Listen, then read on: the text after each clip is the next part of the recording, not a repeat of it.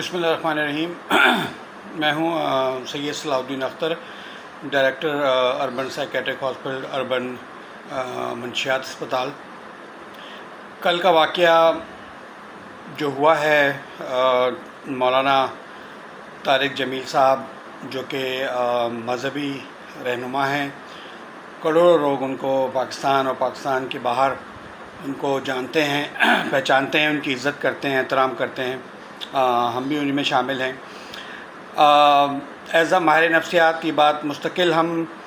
Media پہ آپ میری ویڈیوز اور لوگوں کی بھی دیکھتے ہوں گے، اور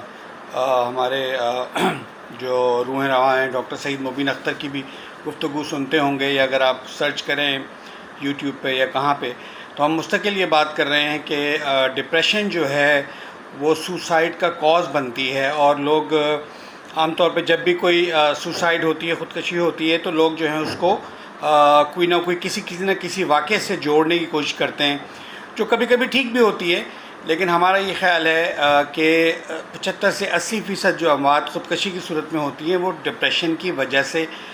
صورتحال پیدا ہوتی ہے،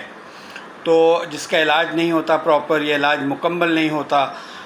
یہ علاج ٹھیک نہیں ہو رہا ہوتا، جو بھی کہہ لیں آپ، تو اس وجہ سے وہ جو ہے وہ خودکشی کی جاتی ہے۔ تو مولانا طارق جمیل کی بیٹی کی حادثے کی صورتحال میں جو ہمیں اب تک معلومات ہوئی ہیں، وہ یہی لگ رہا ہے کہ وہ ڈپریشن کے مریض تھے اور علاج چل رہا تھا جو کہ مکمل نہ ہو سکا، یہ کیا پتہ علاج میں رکاوٹ ہوئی یا پراپر ٹریٹمنٹ نہیں ہوا، کمپلیٹ نہیں ہو سکا، اس میں ڈاکٹروں کا قصور نہیں ہے، ہو جاتا ہے۔ تو کہنے کا مقصد یہ ہے کہ دیکھیں، اتنی بڑی شخصیت کے بیٹے کی جان گئی خودکشی سے اور ڈپریشن کی وجہ سے۔ ہمارا خیال ہے کہ ڈپریشن جو ہے وہ لے جاتی ہے آپ کو خودکشی کی طرف جب شدید ڈپریشن ہو جاتی ہے۔ تو اس لیے ہمارا پیغام یہی ہے کہ اگر آپ کو ایسی علامات کسی کے اندر نظر آئیں، اداسی، مایوسی، آدمی زندگی جینا چھوڑ دے اور اسے خودکشی کے خیالات آنا شروع ہو جائیں اور منصوبے وہ بنانا شروع کر دے،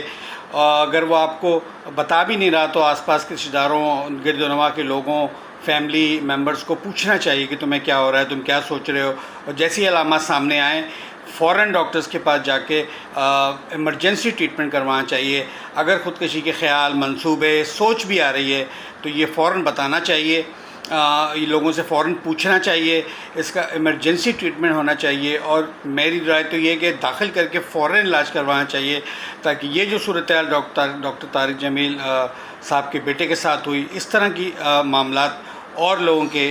چاہنے والے اور محبت کرنے والوں کے ساتھ نہ ہو، اور ہم مولانا طارق جمیل کے غم میں شریک ہیں۔ لیکن یہ پیغام آپ کو اس موقع پہ پہنچانا چاہتے ہیں کہ ڈپریشن کا علاج اگر نہ کرا جائے تو اس کے سنگین نتائج ہوتے ہیں جو آپ نے اس صورت میں دیکھ لیے۔